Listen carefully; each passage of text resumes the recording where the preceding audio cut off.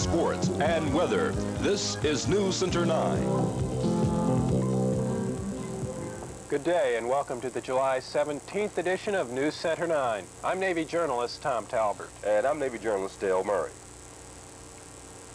U.S. troops are teaming up with Bolivian narcotics agents to wipe out cocaine laboratories in the South American jungles. U.S. officials say the troops will serve a supporting role, helping to transport the Bolivian officials. U.S. helicopters with military pilots are on standby at a jungle camp. The U.S. government estimates that Bolivia produces about half the cocaine that reaches U.S. and European markets. The division of Litton Industries that was accused of defrauding the Pentagon is a small one, accounting for less than 0.5% of the defense contractor sales. But the entire company has now been temporarily suspended from receiving any new Pentagon contracts.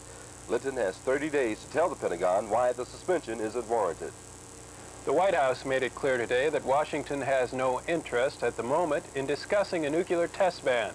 The spokesman says the U.S. and Soviet Union have agreed to resume talks about limited nuclear tests rather than banning them. But a Soviet official says the two countries have agreed to resume talks on a ban when negotiators meet in Geneva. Both the U.S. and Soviet arms control proposals were criticized today by a Washington-based think tank. The Committee on the Present Danger said that Reagan administration's idea to cut nuclear warheads 50% would be unsound and destabilizing. It argues that the latest revised Kremlin proposal would still leave the Soviets with important advantages.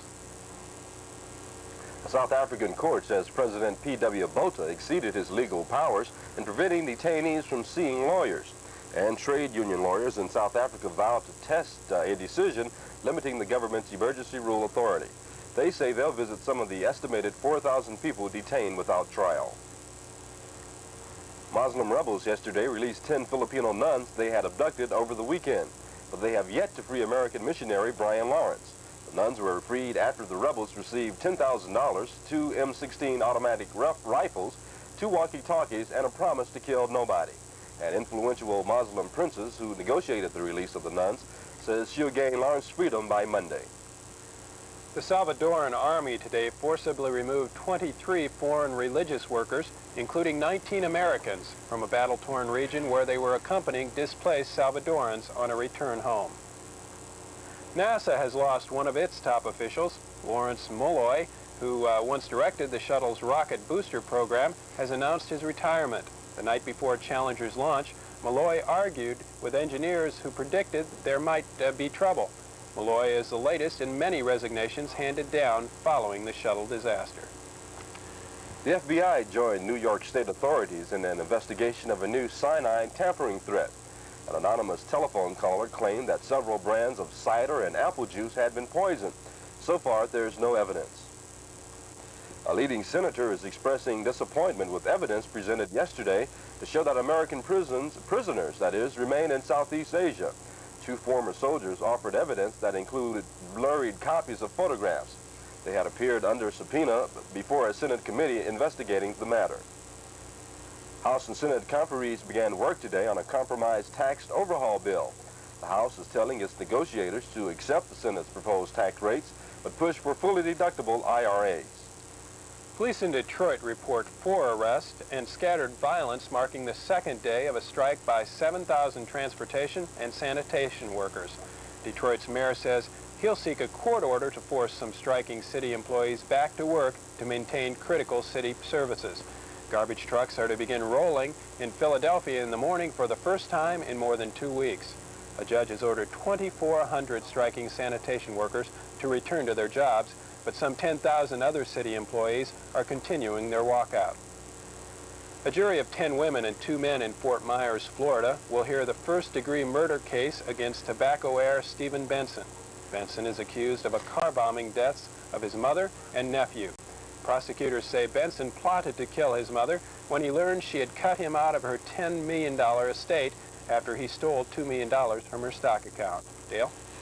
A father, son, and a former ranch hand were convicted in Kerrville, Texas, of reduced charges of conspiring to kidnap drifters and force them to work at a ranch where one man allegedly was tortured to death.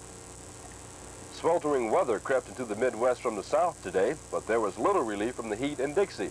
Temperatures are expected to climb above today's 90-degree marks and resettle in the 100-degree range later this week. Illinois farmers are being asked to send excess hay to drought-stricken southern farmers who are struggling against a heat wave that has killed 14 people and forced water rationing. And for more on the weather, Rogers Mate First Class John McKnight will join us following sports with Navy journalist Herb Josie. And scientists have gotten a chance to look at the Titanic's crow's nest. Stay tuned.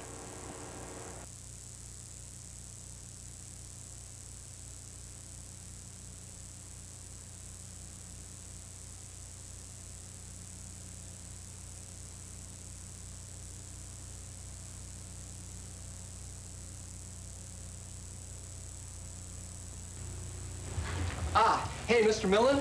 John, how's your first week going? Great. I've got this claim form here for Oh, Champus. you'll be seeing a lot of those. We're a Champus provider. We get a lot of Champus patients because we accept assignment. Right, but what I wanted to tell you is... Accepting assignment means we agreed with Champus on many medical costs, and that saves the patient's money. Any other questions? Well, I already know about Champus. I just wanted to tell you that I finished filling out the form. To answer many of your questions, read your Champus handbook. Good evening and welcome back to News Center 9. I'm Navy journalist Herb Josie, bringing you a look at sports. In local sports action, the Nimitz softball team has received TAD orders to play in the Captain's Cup softball tournament at the Norfolk Naval Base on July 28th through the 4th of August. Now, Nimitz is currently in third place in the 27-team division. They have 2 games left to play in the regular season. They'll play those games tomorrow and on the 26th of July. Then, Nimitz will compete against the 8 top teams in their division during the double elimination round-robin tournament. Special Services Officer Lieutenant Paul Freely says Nimitz has a good shot to win the tournament. He also added that he would like to see more crowd participation by Nimitz crew members. Investigations into the death of Maryland basketball star Len Bias are continuing. An attorney in Maryland says the probe includes a look into allegations of point shaving. Attorney Arthur Marshall also says a longtime friend of Bias probably supplied the cocaine that Bias used before his death, and that investigators have told Maryland coaches were aware of drug use by some of their athletes. However, Marshall says there's nothing to substantiate the point-shaving allegations. The defending Super Bowl champion Chicago Bears have opened their NFL training camp in Platteville, Wisconsin, and the refrigerator was one of the topics when Coach Mike Ditka held a news conference. Ditka said Perry weighed 325 pounds before the team's first workout. That's about 25 pounds heavier than the Bears want him. Ditka made it clear that veteran players not in camp have lost their starting positions. His remarks were aimed most pointedly at no-shows and cornerback Mike Richardson, fullback Matt Suey, and defensive end Richard Dent. Other football news, the Cincinnati Bengals decided to postpone the start of their training camp from Sunday to July 24th because only 2 of their draft choices have signed. Also, Ronaldo Nehemiah, wide receiver for the San Francisco 49ers, he quit track and field in 1981 for that career. But today, the hurdler was reunited with this sport by the International Amateur Athletic Federation on one condition, that he will no longer compete for money in the sport. Basketball notes, the Cleveland Cavaliers failed to sign World B. Free to the option year of his $725,000 a year contract by this week's deadline, making the veteran guard a free agent. But the Cavs still want to negotiate with the NBA's 15th all-time scorer. Free is one of 6 Cleveland free agents. The others are Phil Hubbard, Ben Poquette, Lonnie Shelton, Ron Brewer, and Ben McDonald. Finally in sports, baseball pitcher Steve Howe says he's pondering retirement because he can't figure out why one drug test would turn out positive one week and negative the next week. The former Major League hurler says he doesn't know why the test this week should be so different, and he said yesterday that he's considering retirement because, in his words, he's tired of all of this. That's all I have for sports. I'm Navy journalist Herb Josie. Stay tuned. Aerographer's Mate First Class John McKnight is up next with the weather. The key to good personal security is good old common sense. Kinda comes natural when you think about it. The same goes for good information security. The key is common sense. Security leaks give unwanted persons the opportunity to rip off valuable information. You know, identifying classified and sensitive data is easy for trained analysts. So don't risk a security leak because you're in a hurry or because you figure no one's listening. As a member of the U.S. defense team, you can always assume somebody, somewhere, is interested in what you're doing or saying. It's your responsibility to protect sensitive and classified information. personal security. Good information security. The key is common sense. It kind of comes natural when you think about it. Welcome back to News Center 9. I'm Aerographer's mate John McKnight.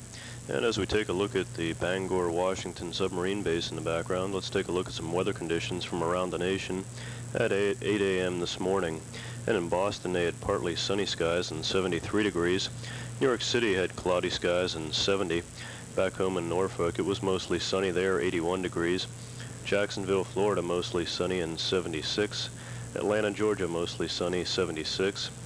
In Detroit, Michigan, they had some dense fog this morning, 73 degrees. St. Louis had sunshine and 78. Wichita, Kansas, sunshine and 73. Down in the Lone Star State, San Antonio had mostly cloudy skies, 75. Further west, out in the Rockies, Salt Lake City, partly cloudy, 59 degrees. Out in the West Coast, San Diego, cloudy skies and 65. And in Seattle, mostly cloudy and 53. Our high today occurred at 4 p.m. this afternoon. That was 84 degrees, and this morning's low, 78. Taking a look at our forecast now. For tonight, partly to mostly cloudy, with a few widely scattered evening showers or thunderstorms. Low tonight, 79. Winds southwesterly at 12 to 18 knots, shifting to northwesterly at 10 to 15 knots after midnight, and seas 2 to 3 feet. Then for Friday, as we head back home into Norfolk, partly sunny, hazy, and hot, with scattered afternoon showers and thunderstorms possible. High tomorrow, a scorching 94 degrees. Winds west to northwest at 8 to 15 knots, and seas 2 to 4 feet. And taking a look at the weekend outlook, looks like the place to be will be the beach. Hazy, hot, and humid through Monday, with daytime highs reaching well into the 90s. That's a look at the weather for News Center 9. I'm Petty Officer McKnight. Chrysler Chairman Lee Iacocca reportedly informed the Federal Election Commission he has no connection with the group trying to draft him into running for president in 1988. Librarians are most likely used to sorting books, but the staff at the University of California found an unusually heavy workload Monday. The quake that jolted Southern California Sunday sent as many as 6,000 books tumbling off the library shelves. Officials say they're still assessing the damage to the books. Some of them were manuscripts dating back to the 18th century. Hershey Chocolate Company says it's increasing the size of their products without increasing their prices. It'll be the first such move in more than 4 years. Wall Street analysts say the change reflects a drop in the price of cocoa. They add that M&M's and Mars and small chocolate companies like them will probably announce weight increases in their products. And underwater robots have peered through the sunken porthole of the Titanic, but scientists say Jason Jr. has to go on a diet before it can fit through those portholes. It did send back photos of the ship's brass mast light, but the letters spelled out Titanic have apparently faded. And that does it for another edition of News Center 9. Stay tuned next for Command Master Chief's brief on Bremerton's home port change. I'm Navy journalist Tom Talbert. And I'm Navy journalist Dale Murray. Tonight at 2000, we'll hold the Navy Relief Lottery drawing right here live on TV 9. I've got the winning ticket right here, incidentally. Oh, really? Following the drawing, catch Channel Fever as Channel 9 brings you the movies until 3 a.m. Starting out the Channel Fever Express is Bill Cosby himself, followed by The Hitcher, American Flyer, and ending with Transylvania 6-5000. So make a fresh pot of coffee and join us as we near pulling back into port. Good day and thanks for watching. Good night.